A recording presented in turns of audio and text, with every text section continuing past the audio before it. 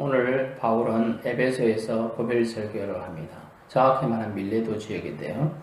그 내용이 뭐냐 하면 첫째는 모든 사람의 피에 대해서 깨끗하다라는 얘기를 하고 있어요. 26절입니다. 바울이 이 사람들을 26절입니다. 그러므로 오늘 여러분에게 증언하거니와 모든 사람의 피에 대하여 내가 깨끗하니 라고 말씀했습니다.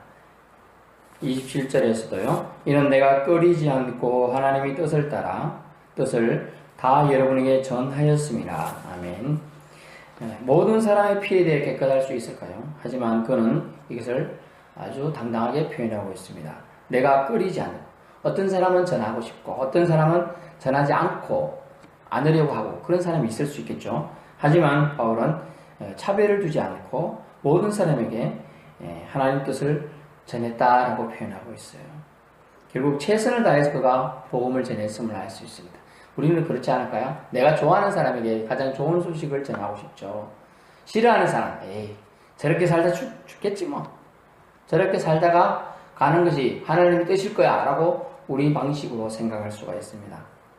하지만 바울은 그것을 내려놓고 모든 사람의 피에 대해 깨끗하다 라고 말하면서 모든 사람에게 차별 없이 복음을 전하고 있음을 그는 표현하고 있습니다. 그렇습니다. 그것이 바울이 그들에게 말한 설교의 내용이에요. 그래서 여러분이 지금 복음을 들었지 않습니까? 그 얘기죠. 둘째 뭐냐면 여러분은 삼가라 라고 말하겠어요. 삼가라, 조심하라, 주의하라 단어를 쓰고 있는데요.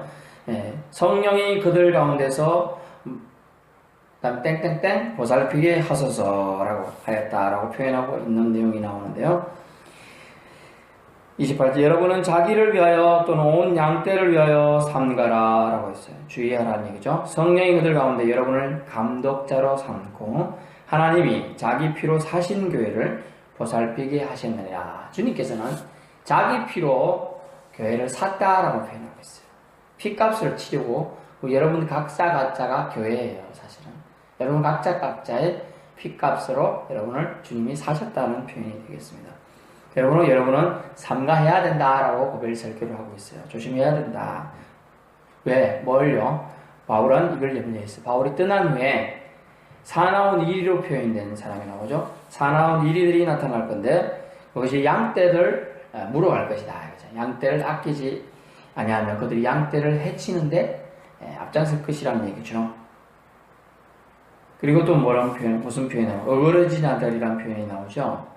이 30절에 30절에 제자들을 끌어 자기를 따르게 하려고 어그러진 말, 저 어긋난 말을 하는 사람들이 일어날 줄 내가 안다라고 말하고 있어요. 즉 쓰러뜨리고 넘어뜨리고 해코지할 사람들이 너희 중에서도 일어날 거다 이 얘기죠. 결국 믿음의 유혹과 시련을 대비해야 된다는 것을 바울은 이 고별 설교에서 얘기해 주고 있습니다. 결국 대비해라, 깨어 있어야 된다라는 얘기입니다. 그러므로 그가 어땠다고요? 3년 동안 눈물로 각 사람을 훈계했다 표현했어요. 여러분 아무리 못나고 좋은 자식이라 차이가 있을 수 있겠지만 못난 자식을 위해서 기도 많이 할까요? 좋은 자식을 위해서 기도 많이 할까요? 못난 자식을 위해서 기도를 더 많이 합니다. 어쨌든 그는 바울은 그래도 엄마가 하루 이틀이지 눈물로 기도할 수는 있겠습니다만 3년 동안 그들을 눈물의 훈계를 했다. 처음에 말했을 때 알아들을 수도 있겠죠. 못 알아들을 수도 있어요. 또 처음 말했을 때 순순히 따르다가 나중에 가면 또 이해 안 되는 말이 있거나 거치는 말이 있으면 거절하거나 거역하고 반항했을 수 있겠죠. 그걸 다 눈물의 훈계로 하나님께 나아가 아뢰임을 통하여 중보기도를 통하여 또 그들 직접 가르침을 통하여 이것을 그들을 교훈했다는 걸 말해요. 그래서 눈물의 훈계를 기억하라. 그러므로 여러분은 조심해야 된다라는 얘기를 하고 있습니다. 세 번째 바울이 설교의 내용이 뭡니까? 말씀에 붙어 있으라는 얘기예요. 말씀에 붙어 있으라. 표현 32절 볼까요? 32절에 지금 내가 여러분을 주와 및 그 은혜의 말씀에 부탁하노니 라고 되어 그 말씀이 여러분을 능히 든든히 세우사 거룩하게 하심을 입은 모든 자 가운데 기업이 있게 하시리라. 결국 말씀에 붙어 있으면 여러분에게 기업이 있다. inheritance라는 단어를 쓰는데요. 유업이 있다. 여러분에게 받을 유산이 있다는 얘기예요. 재산이 있다라는 얘기죠. 그러므로 여러분은 말씀에 붙어 있어야 합니다. 라고 얘기하고 있습니다. 말씀은 여러분을 능히 든든히 세울 것이기 때문이에요. 말씀은 뭐라고요? 페트라예요. 페트라. 반석이에요. 말씀이. 그러면서 전에도 말씀드렸지만은 어떤 때 어떤 지역에서는 아주 건물을 쉽게 빨리 지어요. 대부분 미국 동부 지역에는 이런 데죠. 건물을 빨리 지면 알고 보니까 땅속에 주추를 파고 이렇게 나무 새겨오는 게 아니고 그냥 그 땅 위에 그냥 세우는 거예요. 땅 위에. 엄청 빨리 지었죠. 뭐 2주 만에 집을 뚝딱뚝딱 다 짓는 경우도 많아요. 그러나 이제 유럽이나 이런 데는 튼튼하게 짓죠. 6년, 심지어 60년이 걸려서 짓는 집도 있고 튼튼하게 그렇게 지어요. 근데 어때요? 토네이도 한번 지나가면 미국 동북부에 한 태풍 일었다. 토네이도가 휘몰아쳤다. 이러면 어때요? 집이 통째로 그냥 날아가죠. 송아지도 날아가고 소도 날아가고 말도 날아가고 심지어 자동차도 날아가고 전봇대도 날아가고.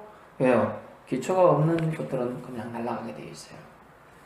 페트라 반석 위에 집을 지은 집이 튼튼한 것처럼 말씀의 복음 위에 말씀에 우리가 기둥에 세우지 않으면 여러분의 기업이 탄탄하지 못할 것이다. 결국 기업이 없다는 얘기도 되겠습니다.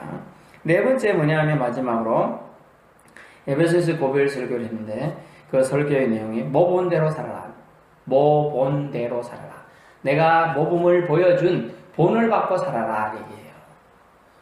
어떤 모범을 살아야 되느냐 하면 첫 번째 그가 보여준 모범이 뭡니까? 33절입니다. 내가 아무 은이나 금이나 이복을 탐하지 아니하고 여러분이 아는 바와 같이 이 손으로 나와 내 동인들이 쓰는 것을 충당했다. 그리고 뭡니까? 그가 자비랑 선교를 했다라는 거죠. 텐트 메이커. 바울의 선교 원칙에서 텐트 메이커라는 단어가 생겨났습니다. 그가 텐트를 만드는 직업을 하면서 선교를 했기 때문이죠. 그는 필요한 것을 내가 이런 것이 밥값이 없네 좀 주세요.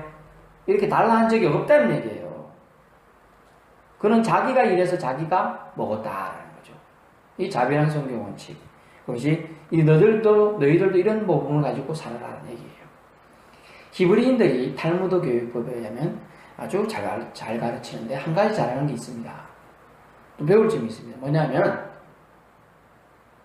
꼭 아무리 지식적으로 뛰어난 사람들라도 꼭 기술을 한 가지 배우도록 한답니다. 기술을. 그것이 지금 갖고 있던 지식이나 이런 환경을 쓸 수 없는 환경에서 먹고 살 수 있는 기술을 꼭 하나 배우게 한다는 거예요.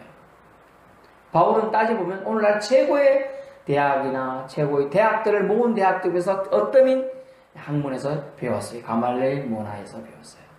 최고의 박사 중에 박사라고 할 수 있는 사람입니다. 하지만 그가 텐트 치는 일을 했다는 것은 그것을 완전히 잘 활용할 수 있는 능력까지 있었다는 거죠. 텐트만. 보통 지식을 사용하는 사람들은 손으로 하거나 몸을 써서 하는 일을 싫어합니다.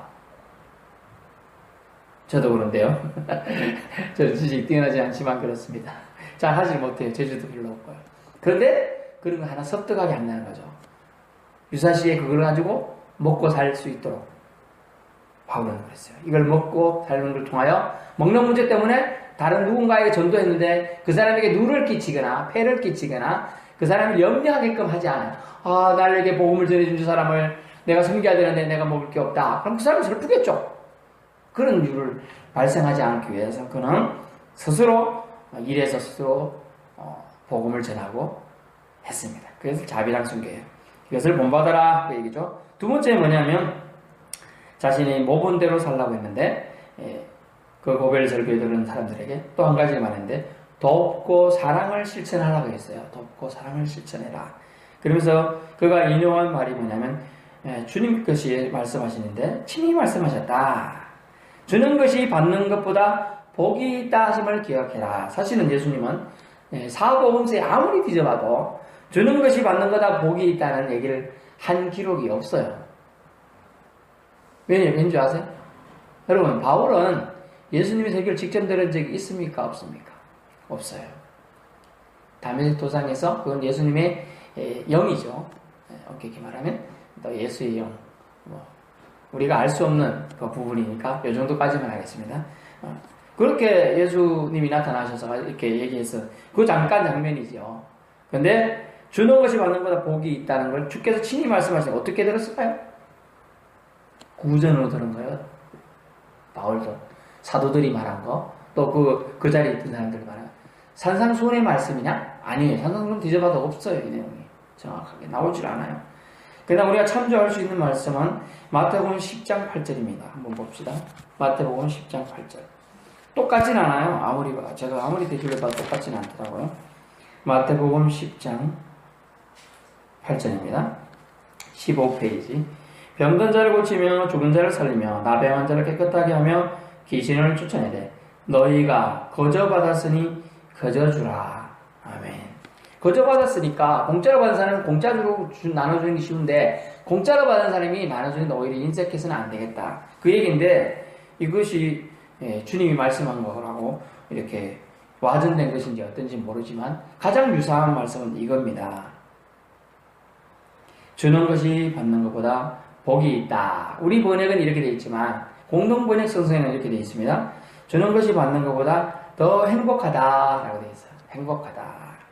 복이 있다, 복이 된다 이런 표현이 있고 더 행복하느니라 이거죠. 더 행복하느라 그렇습니다.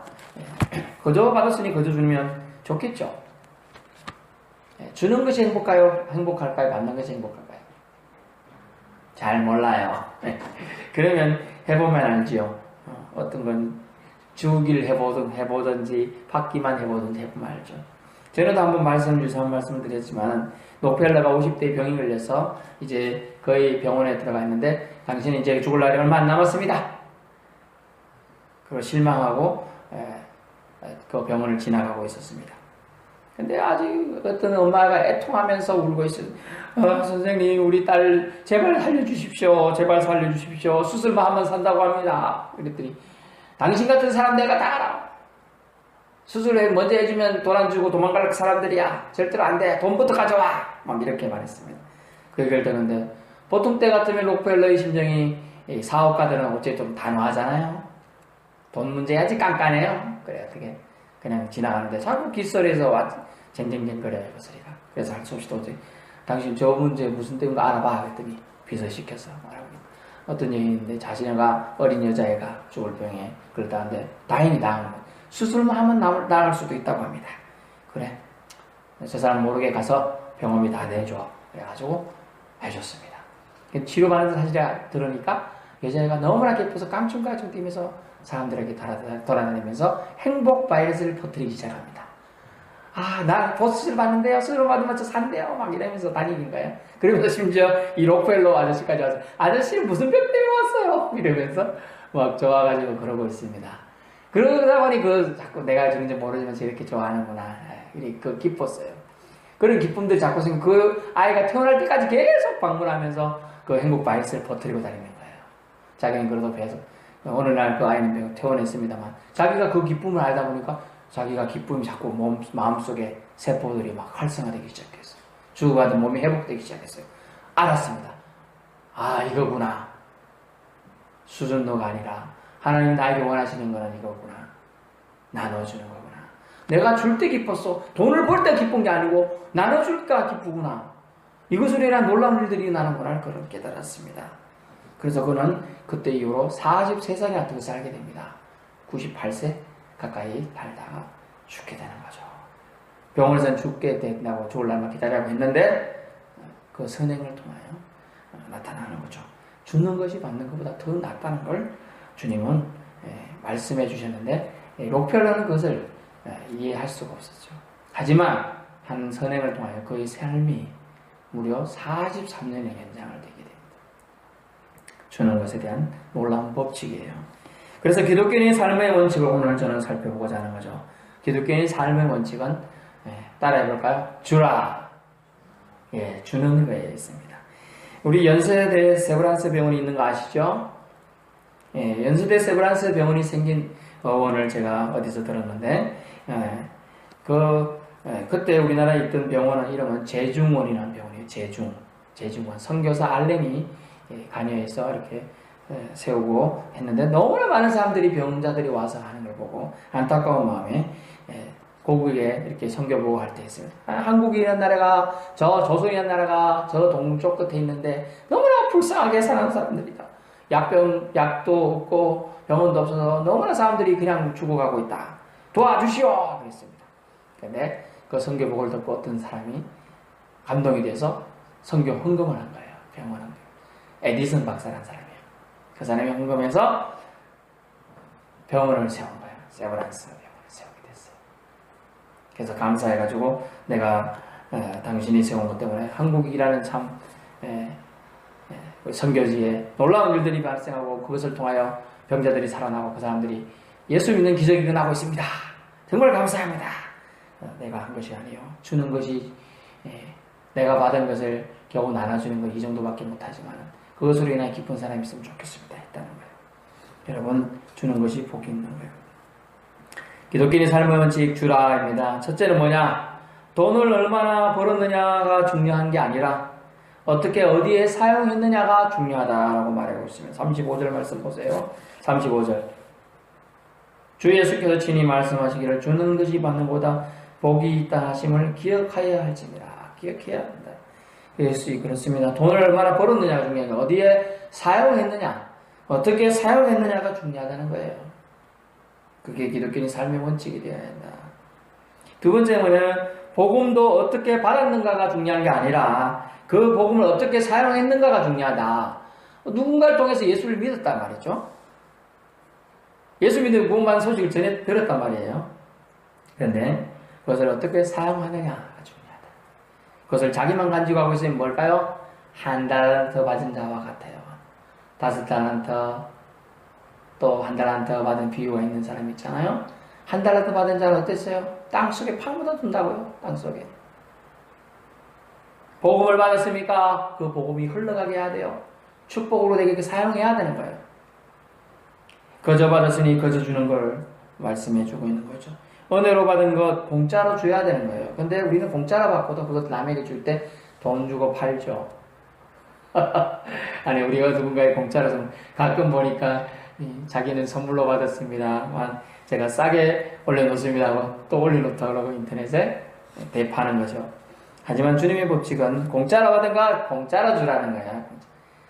우리가 가장 공짜로 받았지만 엄청난 큰 양을 청량할 수 없는 게 뭡니까? 우리의 생명, 구원을 우리가 생명을 공짜로 받았어요. 근데 우리는 그 생명을 나눠주지 않잖아요. 그 나눠주면 우리 생명이 짧아지나요? 내가 이제 생명을 나눠줍니다. 예수 믿으십시오. 그럼 나이가 20년을 사는 걸 10년으로 나눠지는 건가요? 아니에요. 그 사람이 예수를 영접한 순간부터 그 사람의 영적인 생명이 플러스 되는 거예요. 더 늘어나는 거예요. 그러므로 복음을 우리가 받았는가가 중요한 게 아니라 복음을 어떻게 사용하여 나눠줄까를 우리는 고민해야 된다는 거죠. 그래서 그러려면 우리에게 필요한 것이 있습니다. 특권의식을 버려야 돼요. 특권의식을 버려야 돼요. 그래야 나눠줄 수 있어요. 내가 갖고 있는 거 다 내 거다라고 생각하면 절대 나눠줄 수가 없어요. 인색해져요. 복음 전하는 척은 할 수 있어도 진실된 마음을 전할 수가 없는 거예요. 세 번째입니다. 기독교인의 삶의 원칙에 사랑은 받는 것보다 주는 게 더 복이 있다. 37절입니다. 다 크게 울며 바울의 목을 안고 입을 맞추고 어때요? 이 참 사랑이 아니고서야 바울이 다시 보지 못할 가능성이 있다. 내가 이제 가는 여행에서 그러다 어떻게 했어요? 크게 울며 바울의 목을 안고 입을 맞추고 다 같이 울었어요. 이게 사랑이 없으면 이게 가능할까요? 여러분 어떤 데 마음이 찡하고 눈물이 찔끔이라도 나옵니까? 마음이 움직일 때 그렇잖아요. 마음이 움직일 때. 사랑을 줄 때 그게 생기는 거예요. 내가 그 사람에게 뭔가 애정을 주었을 때 그게 생기는 거예요. 애정을 안 준 사람이 아무리 어디 간다면 잘 가. 잘 가라고 할 때 안 하죠. 가는 없다. 저 사람 가네? 뭐 그런 생각하죠. 그러나 뭐라도 연결되고 내가 뭔 애정이라 좀 주었으면 어때요? 마음이 그래요. 아, 제가 가는구나. 다시 못 본다니 얼마나 슬픈지 모르겠다. 이렇게 생각이 되는 거예요. 그러므로 사랑은 받는 것보다 사랑을 나눠주는 거 주는 게 더 행복한 게 진리라는 것이죠. 여러분, 물질보다 복음보다 사랑을 주어야 한다는 거예요. 그것이 더 오늘 우리가 기독교인의 삶의 원칙으로 주는 법칙이라는 겁니다. 나누어줄 때 이 사회는 풍성해지며 살기 좋아지는 하나님 나라가 된다는 것입니다. 그러므로 저와 여러분, 주는 것이 더 행복함을 잊지 맙시다. 그것을 주님께서 우리에게 말씀하고 계십니다.